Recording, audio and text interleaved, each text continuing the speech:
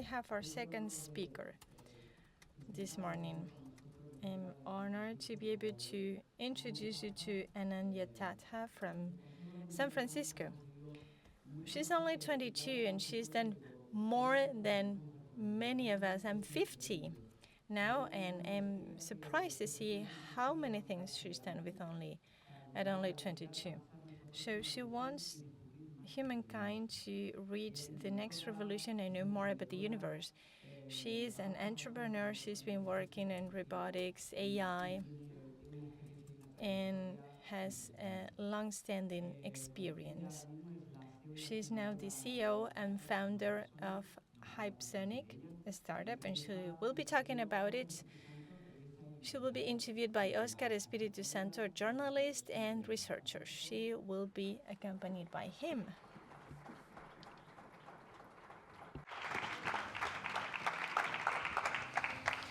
Ananya Chadha tiene un objetivo: cambiar el mundo a través de la tecnología. Con solo 16 At just 16, she combined genetic research with a secure, decentralized digital tech to collaborate with leading startups. Then she created mind-controlled prosthetics and cars, winning the grand prize at the International Impossible Science Challenge. She's the founder of Hypesonic, formerly Quander AI, a startup building AI tools for video creation. She has been at Stanford Neuralink Web Summit and featured in major international media. She has been named one of the 100 most powerful women in Canada, proving that innovation has no age. Ananya doesn't just build technology, she inspires a different future.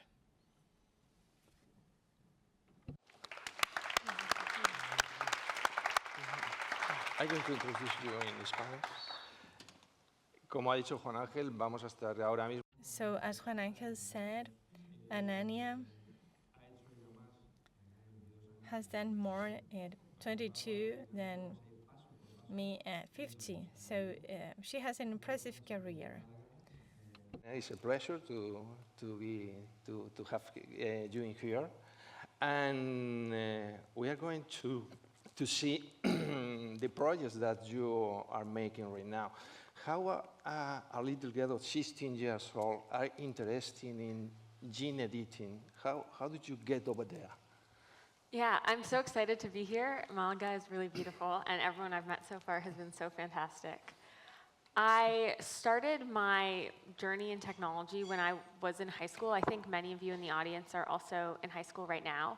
I read that there was an organization in Toronto that was gene editing to try and create a cure for muscular dystrophy, which is a disease that affects a lot of different people, making them unable to walk. And they developed this gene editing therapy when I was in high school that could allow these mice to walk again. And I was like, this is crazy, because before it was an extremely challenging medical mystery. So I sent them an email saying, hi, I'm a high school student, I would love to learn more. And then I ended up getting to shadow when I was 14 years old in a different lab, and then 15 years old in that lab. A few times a week I would just go and learn from the students who were working there. And that really taught me a lot about biology and what's possible with technology. And then a few months later, I went to a hackathon and built a genetic data platform, which I ended up working on later and learned a lot about the space. And you make some kind of project to protect the data and security data in this field, because it's important in gene editing to keep those data. What did you make in this field? Yes, exactly. So as a preface, genetic engineering, what it is in the first place is every single living thing is made up of DNA.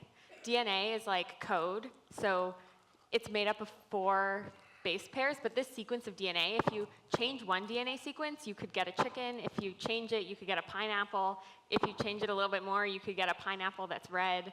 You can code biology.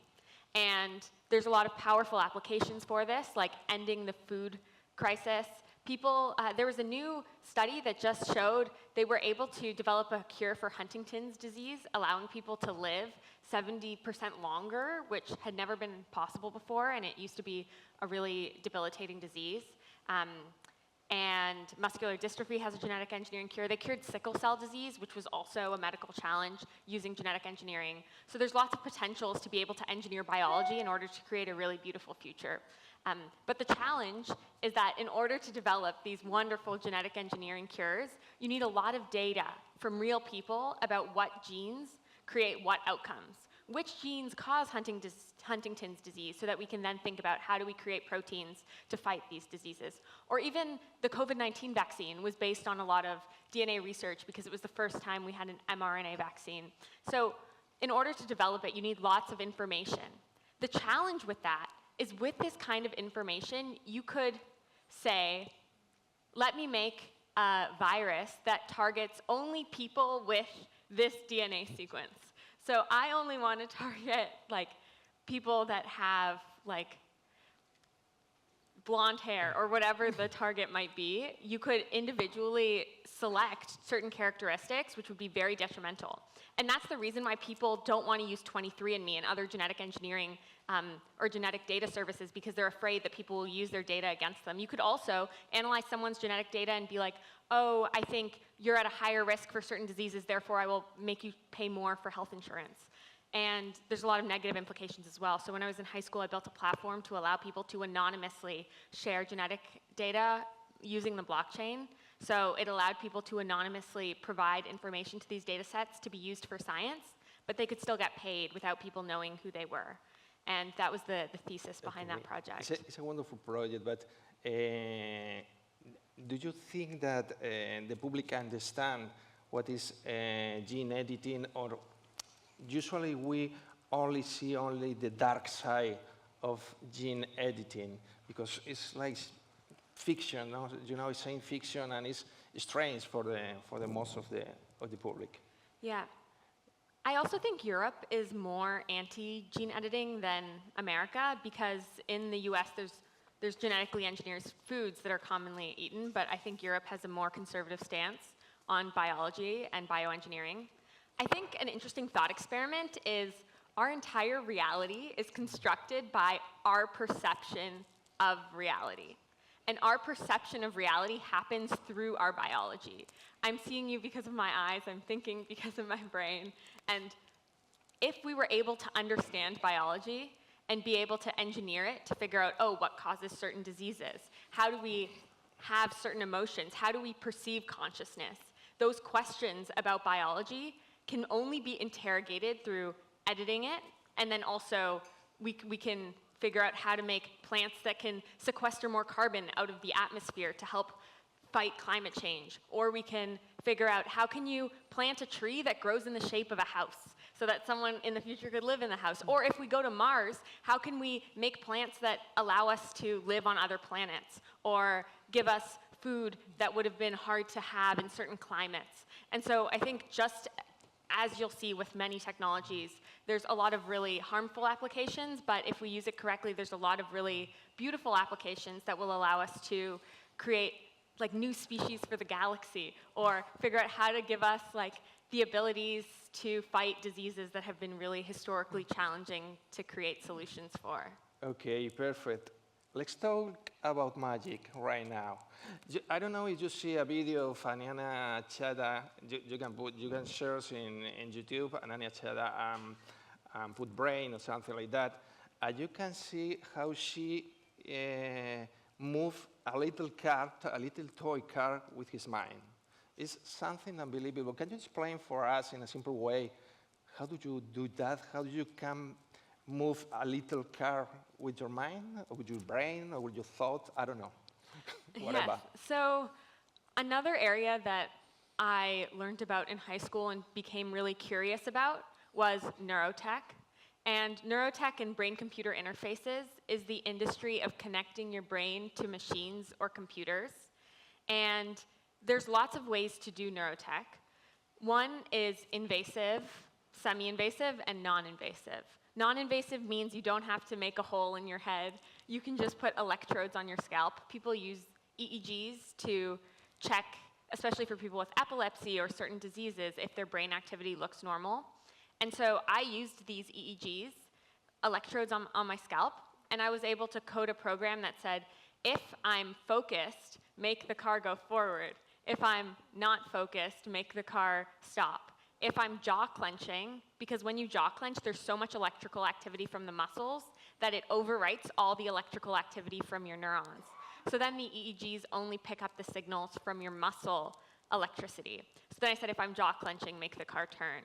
And it looked like I wasn't doing anything, but your neurons, your hundreds of billions of neurons, are constantly firing electrical signals, and you can pick these up with electrodes on the surface of your brain.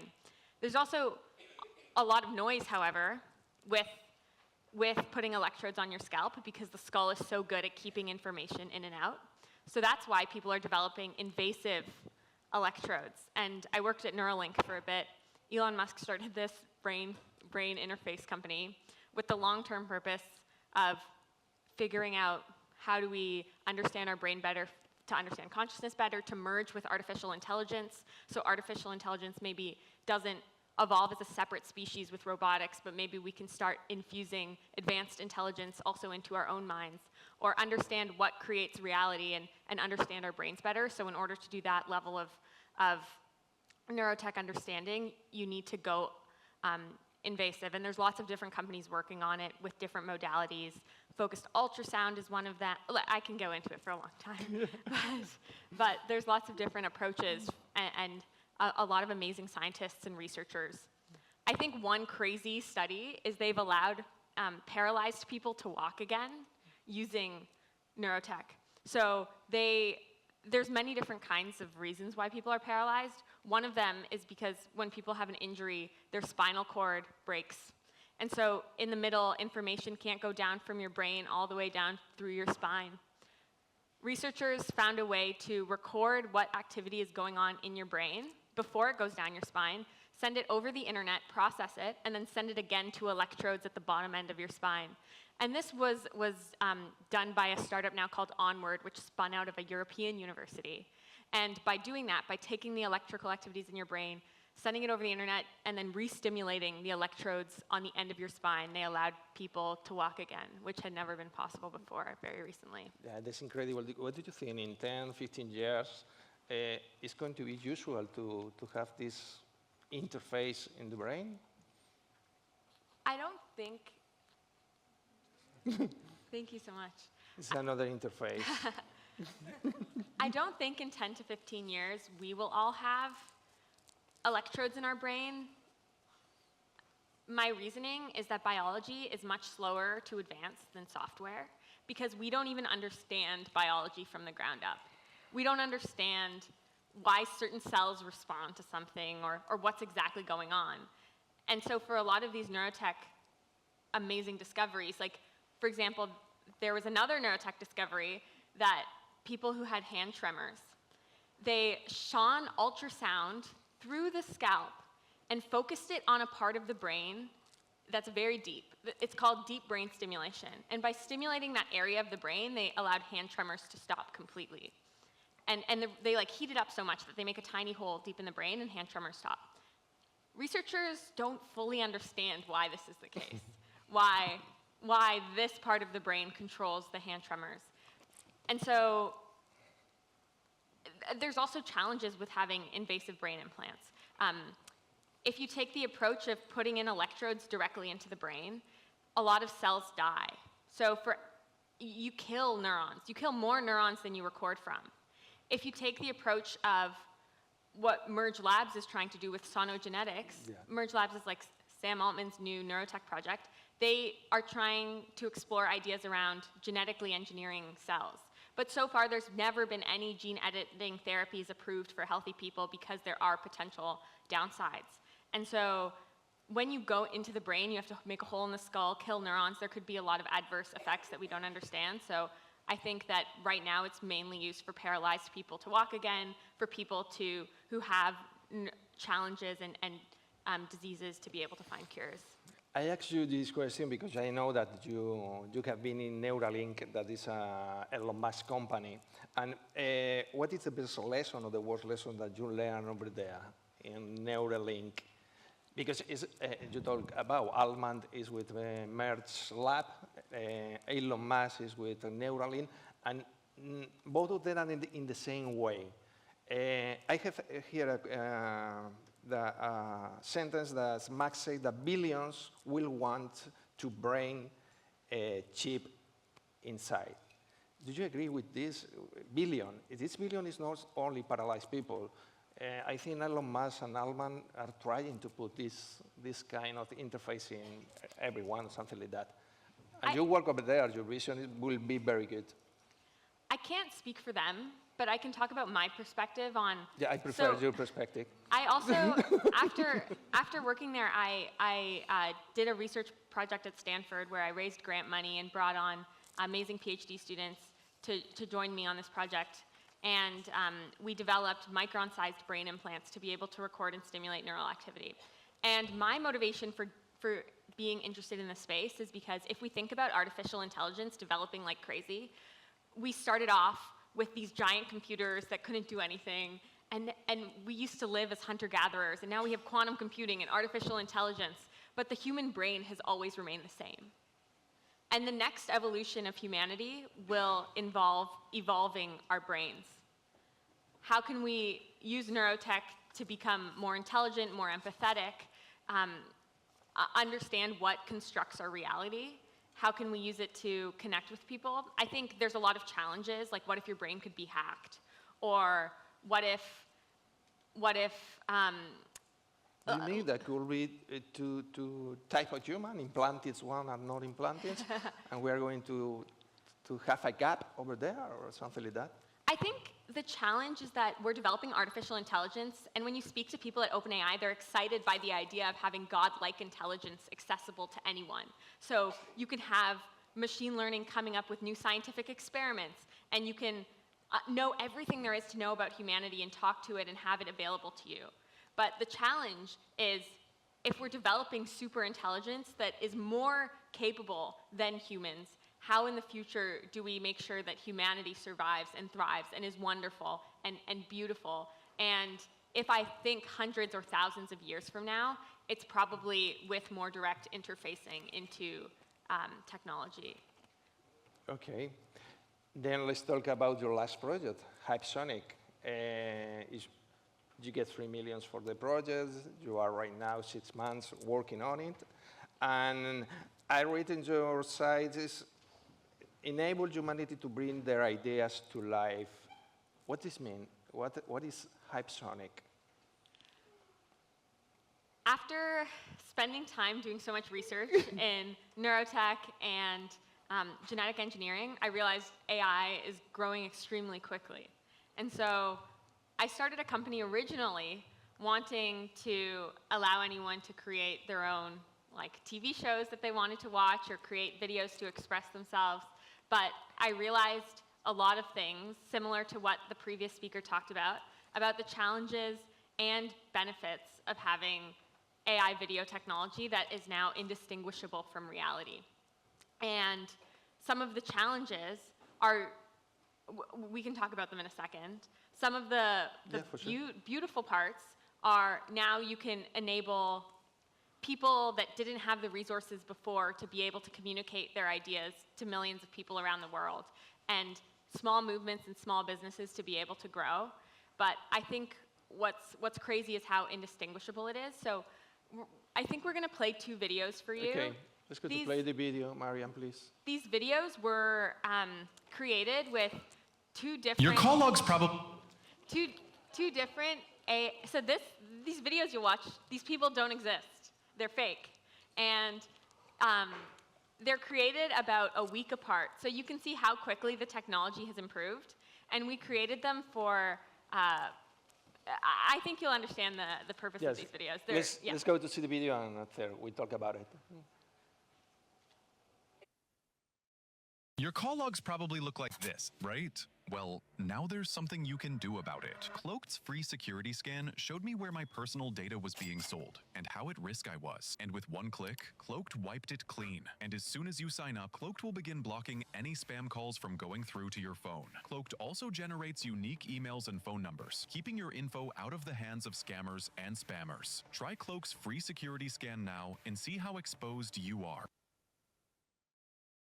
Example of an AI video. The person is fake, and this is another example of a video we created using the latest model that came out 2 days ago from OpenAI, so you can play the next video. El siguiente, Mario. First cruise ever. Sail away cocktail? Check. Seafood that slaps. Pool day vibes. In the nightlife? Chef's kiss. Golden hour on the open ocean? Nothing like it. Virgin voyages. Adults only? All the things. Book now. See you on... I think the craziest thing is now AI is completely indistinguishable from reality. You can have people say things. You can have people record things. There will be AI influencers talking about things. And there will be no semblance of what's real and what's fake. I think with a technology this powerful, it's powerful because it has the ability to influence politics, to get people to believe certain things about what's true and what's not true, to influence people's deepest fears and emotions. Something like this shouldn't just be accessible to people that have a lot of money and power, but it should be accessible to everyone. And it's funny because when we launched our original tool to allow people to create movies very easily, the only people that cared enough to keep engaging with our platform were small business owners trying to do marketing, which was like, wow, this is very unexpected.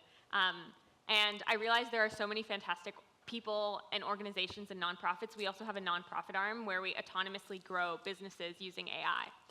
There's this book called Accelerando that a lot of people in Silicon Valley read. It's a science fiction book.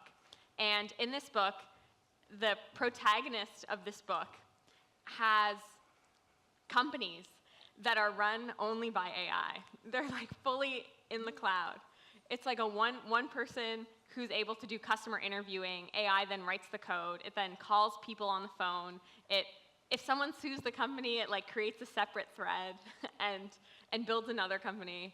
And the founder of Midjourney recommended this book, and I read it, and I was like, this is nuts, because it feels like, almost like, there's the ability not only to affect the digital universe, but also how we translate it into capitalism and how people grow their wealth, grow societies, grow ideas, grow innovation, all has the potential to be completely transformed by this new technology that's being developed. And what we've seen directly is that people, like even using the automations we built for company growth, have been able to grow their companies extremely substantially just by using AI to automate certain processes, which is both exciting for these companies because before they were struggling and not able to like make money. My dad runs a small business, and growth for him is really important. But on the other hand, there's also a lot of important challenges with how we build this ethically to ensure that people and societies can trust, and that people have really great things to contribute that are also important. Okay, then you're in Hypesonic that using data from social networks and make very good videos, and it's affordable for a small business too. Yeah. Because you are using Sora 2, I suppose, or BO3 or something like that. But if we put in the creator's shoes, sometimes the creators thinks that this is going to help me, or this is going to replace me. What do you think about this? Because it's a difficult question to, well, this tool is a new tool, it's a wonderful tool, and it's going to help me or not, or it's going to replace me. I think it's a new tool, kind of like the next evolution of the camera. I think for creators, it's not going to replace creators completely because people want to connect to a real person. You want to be connected to someone who sees you and understands your struggles, and relate to someone who's maybe hosting events in real life and you can go hang out with them, or you've seen them grow up through their lives. But I think what will happen now is the frameworks for sense-making, for figuring out what's true, and for figuring out what happened in reality. Previously, if you saw a photo or a video of something, you're like, oh, that was real, that happened. Now, there will need to be additional testimonies of people who were there, who can vouch, oh, this happened because I saw it. Oh, this happened because of all these other external things that occurred that can validate that something was true. And so now, for the first time, simply seeing video evidence of something is no longer enough. And that will also have implications across a lot of different areas. I have to ask from my home. We are Cyber Voluntarios, and we are non-profit organizations. We can use this kind of tool with a better conditions or something like that? Yeah. So we actually work with nonprofits and give them our tool almost for free. So we're almost for free. Yeah. That sounds very good. We're working with one example, a nonprofit called Computers for People, which allows people to donate computers to be given out for free to young people in schools that don't have access to it. And so that's one example of how we should be using AI to grow movements that we think are really important for society, even though traditionally people might not think there's economic upside. Perfect. Thanks a lot. Then. 5 minutes for us or for the audience? For us and for the audience. After that. Okay, I want to ask you a question. When we think in technology companies, we think in OpenAI, is Sam Altman over there. We think in X or Neuralink, and it's Elon Musk over there. And we think in Instagram, and it's Mark Zuckerberg over there. Instead, the woman are unrepresented, so it's difficult for me, underrepresented, okay? And can you be a good role model for the young girls that seeing you that I can get these two, I can go to San Francisco too, like Ananya, and make a very good company? And the most important, you have a female mentors in your career, or something that you say, I want to focus in that girl because I want to do that too. Because sure. you know it's always men in this field. Yeah. I was definitely enabled to do everything that I was by a village of people. So many people helped me and gave me mentorship and advice and contributed to every single project that I did. It's always a team effort behind a lot of these projects. I think what has always been helpful for me is having amazing women role models or people that look like me. I think ultimately everyone should be able to learn about what's happening in the world so that everyone can provide their perspective. And that's also why I think it's important for everyone to be learning about what's happening on the forefront of technology so that everybody can say, oh, I like this, I don't like this, and it's not just a conversation of people who are moving so fast that the world isn't realizing what's going on, but it's a conversation so that everyone can share what they believe and what they don't believe in order to create the best possible future. I think, for me practically, there are differences when you're running a technology company, when you come from different backgrounds, like being a man versus being a woman. And so for me, I have a really amazing group of female founders that I talk to all the time, and we hang out and we share notes, and we share, oh, we noticed that when we're giving our fundraising pitches, we need to talk at a lower pitched voice. Or we noticed that we should dress like this in order for people to take us seriously in this domain. And I don't think that applies to just being a woman either. Lots of people come from different advantages and disadvantages. For example, maybe you speak a different language, or maybe you came from an area that has less opportunities. And so having connections and networks with people who are from the areas or backgrounds that might be different are really important so that you can all do it together and it doesn't feel so isolating and so alone because it's a group of people doing things together. Okay, this is about the education. And what do you think with artificial intelligence? Who is going to teach your generation? It's probably artificial intelligence for the hard skills and human professor for the soft skills, or what do you think? Because in the hard skills, probably artificial intelligence could be a little better because know so many things. How do you think is going to be this kind of education in STEM careers? I think it will be a mix between AI for education and real humans. But I think what needs to be true is that everyone in the world has access to the top technology. I think something the internet has frankly done somewhat well is anyone can create a website, anyone can learn. Like, I grew up chronically online, which is how I learned so much about the world, and I'm really grateful for the opportunities that the internet gave me. I was born in Madagascar and moved to Canada when I was little and didn't grow up necessarily in areas that had, like my parents aren't in software engineering. And so there was a lot of, like I feel very grateful. And that's why I think what Empodera and Ciberos Volunteros, I probably mispronounced it, but I think it's so amazing. You are improving your Spanish. Thank you. I think How did you say again? Cibervoluntarios? yes, exactly.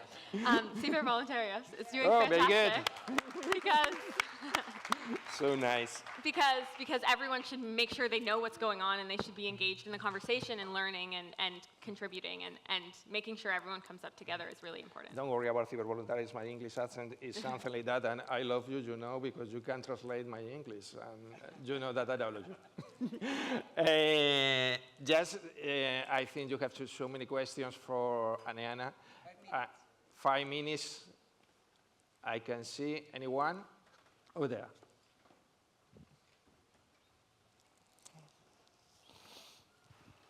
Okay, first of all, I would like to thank you for being here, sharing all your experiences. It's very inspiring.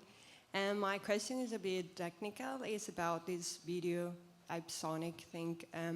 As you know, when you generate images by AI or even videos by AI, I think there will be a point that will be cheaper than maybe humans doing that manually. So what will happen is that all these images and videos will feed the new models, the next models. So you know this problem of like AI is producing data for AI, and that the convergence of that usually has a lot of problems. So do you know any solutions or things that are using that right now to avoid that?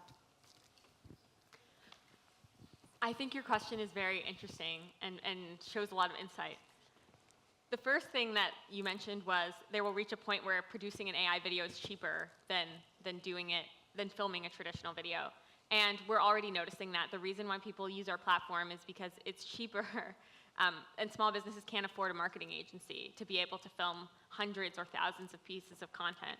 And so now we can create hundreds or thousands of pieces of content for like $2, which before just never would have been possible at all. So you're right that the cost has made it so that AI videos are now much cheaper than paying $100 or $1,000 to an influencer to record a video, even holding a product or talking about something. Or if you're filming an educational video, it's now cheaper to have an AI person talk than it is to pay someone to talk, which has a lot of challenges in and of itself. Moving on to the second part of your question, which is what happens when we have so much AI data. So the first thing is there's already an insane amount of video. I think, I'm not going to get the statistic right, but there's something like 1 billion minutes of videos uploaded to YouTube like every day, or 1 billion years of video on YouTube or something. Like that's hard to wrap your head around. So there's an extremely large amount of data already, which helps with the pre-training. And then people are already using AI simulated data to train things like self-driving cars are mostly trained with AI simulated data. So I think there will be some way to weight that differently. But I think similar to what we saw with LLMs, where first you had pre-training from the data on the internet, and then you had fine-tuning and post-training, where you're like, oh, this is a good response, this is a bad response. That human-in-the-loop fine-tuning is not taking place with video yet. But I think maybe the next step of video model evolution involves human involvement to be like, this is good, this is bad. However, I think it's interesting because with the new Sora model, you genuinely can't tell the difference. So I don't even know how it could be improved. Okay. Over there is another question. Well, first to say briefly that you completely blew my mind, especially with the first block on the biotech. It's absolutely impressive and unbelievable. But my question is about the second part, still also in the Hypesonic. And when you're going to show these two videos, at first I thought you would be talking about how to distinguish actually what's real, what's not. And my question is exactly that. Are you aware of, or can you recommend reliable tools or platforms that can evolvingly also keep up with the developments and can always detect what's modified, what's AI created, especially like for the cases that you said, like how can the person defend themselves when they are framed by a fake video or something? Yeah? Right now, Sora, which is OpenAI's new video model, Sora 2, doesn't allow you to upload pictures of someone else doing something. So they don't allow me to take a picture of you and say, like, make this person steal from a grocery store. They don't allow that, but it's just a matter of time before the open source video models come out, and they don't have those kinds of content restrictions. Like, maybe in a year you will be able to. So the problem doesn't happen right now, maybe it happens in a year. I think currently it will be a challenge. There's another company called WorldCoin, or world.org, which is trying to make like a blockchain-based approach where how can we verify a video is true by having like a consensus or something. But I think there's a lot of challenges with something like world.org because you have to give all your data to this thing in order for it to verify whether a video is true or not. And it's like, I don't want my full face and iris information to be sent to this company for them to independently verify if I'm in this video. So I think that that's one of those things we'll have to navigate and find solutions for. Currently, there's not even any empirical ways to find out if text is AI generated or not. We don't even know on that front. And there's people trying to work on it, but there's no verifiable way. So I think similarly, that will be one of the key challenges that we navigate in this new world. Okay. Any question? No sé si puedo hacer una pregunta. Is one Can I ask a question? there? I don't know. One more question. And I'll talk to you guys all That- after that and one. answer all your questions. Yes. Yes. I know that it's an amazing person and everyone wants to. Hi, thank you for the chat. Very interesting. Tengo una curiosidad. I have a question. I feel curious about something rather than anything else. Do you use filters with prospect clients? If you understand there is a client who might be toxic when using your technology, they're misusing your technology.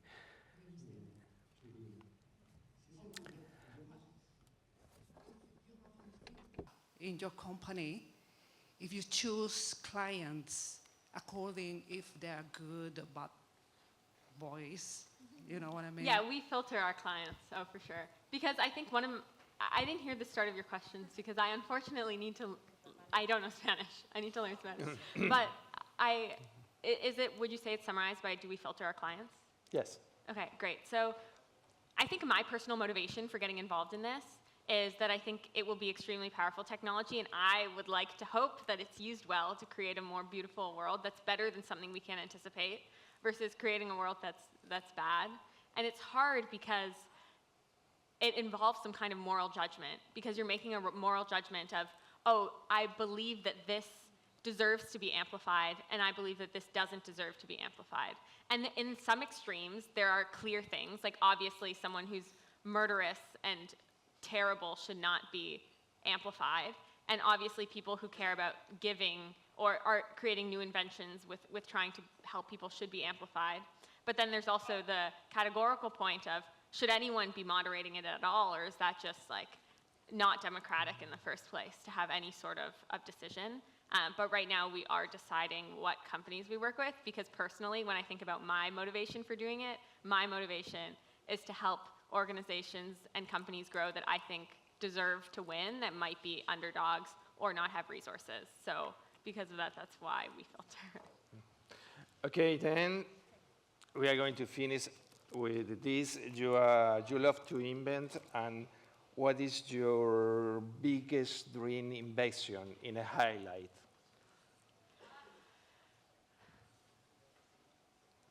One, two. That's such a good question. Ever since I was little, I wanted to make a jetpack. A jetpack? A jetpack. Yeah. I would also like to do other things, but the first one that comes to mind is like a jetpack. Okay. And that's already been invented, so it's not even hard. That is not difficult to. Probably you can to get a perfect jetpack. Yeah. Because it's not working right now. It's very loud. They have like 10 minutes of battery life. It's yeah, and a very- small one. Exactly. Okay, perfect. Yeah. So nice. Thank you very much.